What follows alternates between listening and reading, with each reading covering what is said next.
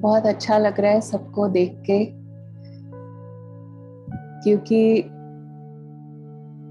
ये क्लास नहीं है। रूह रिहान जैसे इस प्रोग्राम का नाम है, लेकिन थोड़ा थोड़ा हर एक का अनुभव अलग हो जाता है अपनी अपनी स्थिति और परिस्थिति के अनुसार, जबकि ओवरऑल सिचुएशन एक ही चल रही है। मुझे जो याद आ रहा था कि जब सेवाओं में जाना हुआ चाइना, उससे पहले अब भारत की सेवाओं की रूपरेखा तो हम सबको पता ही है। नॉर्मल जब सर्कमस्टांसेस होते हैं उस वक्त जो सेवाएं होती हैं, सारा दिन लोग आते हैं। इवन कई बार हमारे पास भोजन करने का भी समय नहीं होता, याद भी नहीं होता भोजन नहीं किया है। इस तरह से सेवा में बिजी होते हैं, खास करके इंडिया में। और हम विशेष क्योंकि चंडीगढ़ में थे, जोनल हेडक्वार्टर में होने के कारण, तो सेवाएं भी उस तरह से होती थी, बिजी रहते थे, क्लासेस, कोर्सेज, बाहर प्रोग्राम्स, एवरीथिंग। और जब वहां पर पहुंचे तो एकदम खाली। अगर स्थूल रूप में देखें तो एकदम खाली, कोई स्टूडेंट नहीं, कोई क्लास नहीं, बीके तो कोई भी नहीं आसपास दूर दूर तक, और ना ही उनको ये पता कि ये बीके होते क्या है, ब्रह्मा कुमारीज क्या होती हैं। और आप में से कईयों के साथ शायद आपने शेयरिंग में सुना भी होगा अनुभव थोड़ा बहुत। तो वहां पे हम ये ड्रेस पहनकर बाहर भी नहीं जा सकते थे, नहीं तो कम से कम इंडियंस को समझ में आ जाता कि ये ब्रह्मा कुमारी है। तो एकदम खाली, आप सोच सकते हैं, और अभी आप अनुभव भी कर रहे हैं कि एकदम इतना बिजी और उसके बाद बिल्कुल खाली होने का क्या अनुभव होता है। आपको समझ ही नहीं आता है कि अभी क्या करें, पूरी तरह स्वीकार नहीं कर पाते हैं कि अभी शायद हम फिर भी वेट कर रहे हैं, फिर से नॉर्मल होगा, हम वेट कर रहे हैं फिर से नॉर्मल होगा, फिर वैसे ही 100 या 200 के स्टूडेंट्स जैसे बैठते थे क्लास में सामने, वैसे बैठे होंगे फिर से। तो ऐसे ऐसे अंदर में एक विजन बनता है। और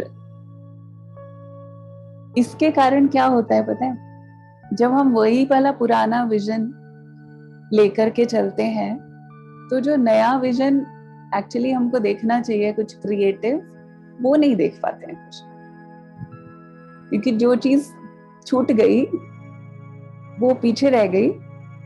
अभी एक नई रूपरेखा है, कुछ नया है, तो उस नए को नए तरीके से एक्सेप्ट करना,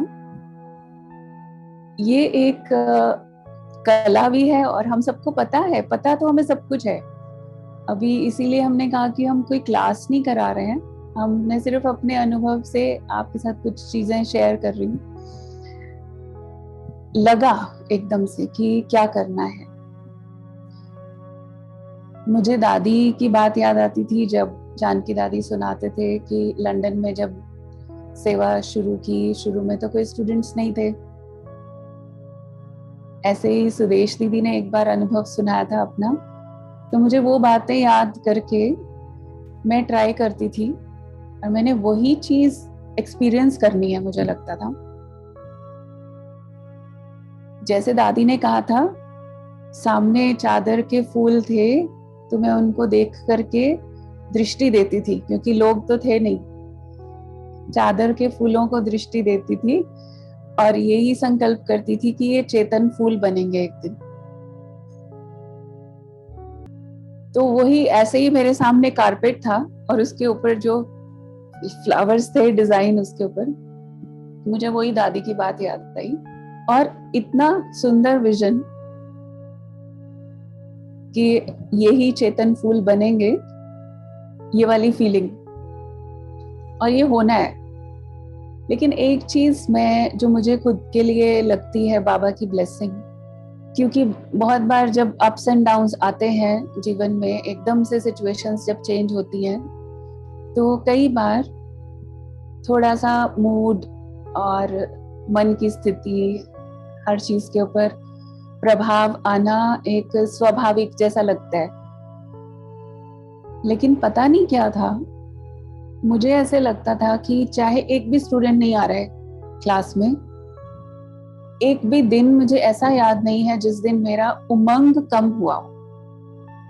ये मैं आज भी जब सोचती हूँ कि कुछ ना कुछ क्रिएटिविटी, कुछ ना कुछ नया करना है।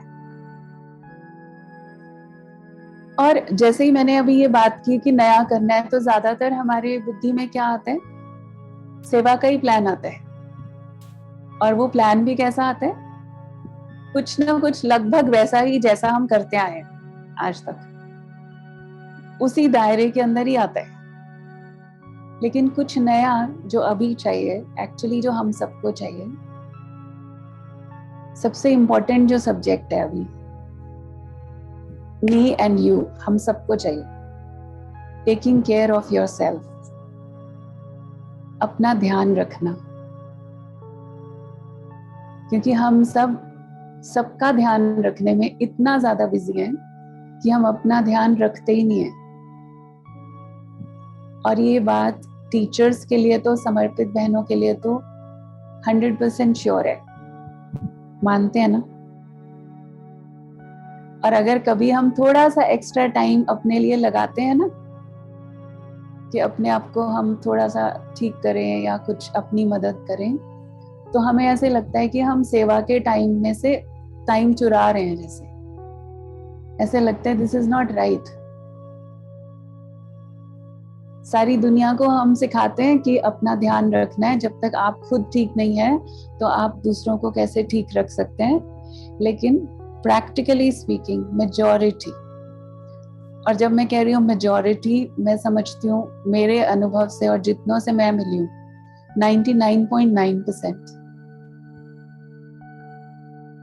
हम अपना ध्यान नहीं रखते। हम अगर अपना ध्यान रखने की बात भी करते हैं ना, तो हमें ऐसे लगता है कि सही नहीं है, ठीक नहीं है, क्योंकि हमारा जीवन तो दूसरों की सेवा के लिए है, अपने लिए थोड़े ही है। अभी तक भी लॉकडाउन के दौरान, और ये जो भी परिस्थिति आई है कि स्टूडेंट्स नहीं आ सकते हैं सेंटर्स पे, और बहुत लोग टूट भी गए, कुछ लोग नए भी जुड़े, कुछ लोग पुराने जो कच्चे ऐसे थे वो थोड़ा सा डिस्कनेक्ट भी हुए।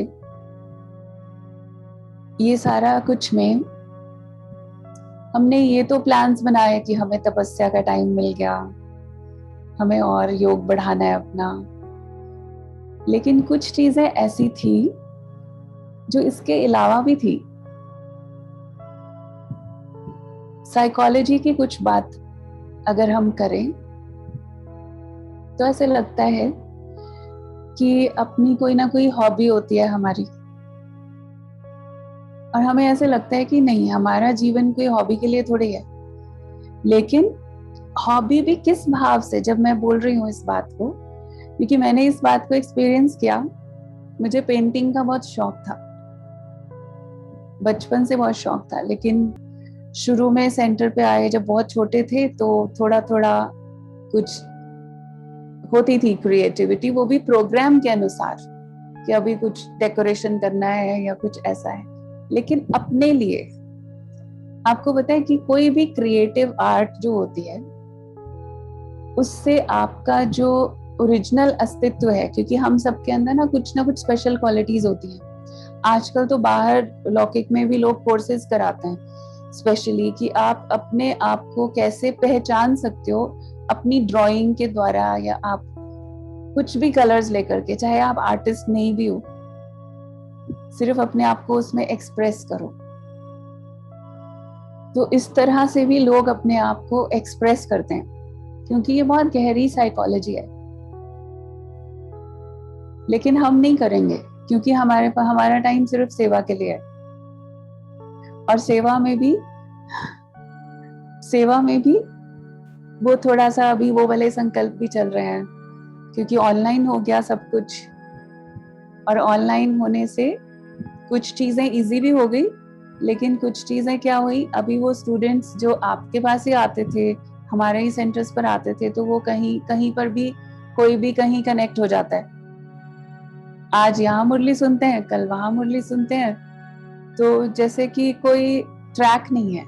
हम आए किस लिए थे? हम उनके बारे में सोच करके कई बार परेशान हो रहे होते हैं, लेकिन हम तो आए कब? जब आए थे तो हम क्या सोच के आए थे?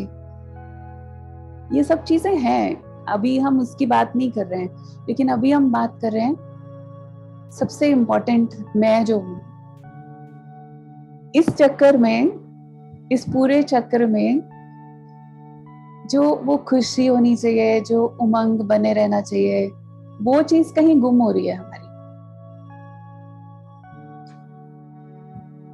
जैसे मैंने ड्राइंग की बात की, ये जरूरी नहीं है कि हम पेपर लेकर के ड्राइंग करें या हम अच्छे अच्छे कलर्स लेकर के ड्राइंग करें, जरूरी नहीं है।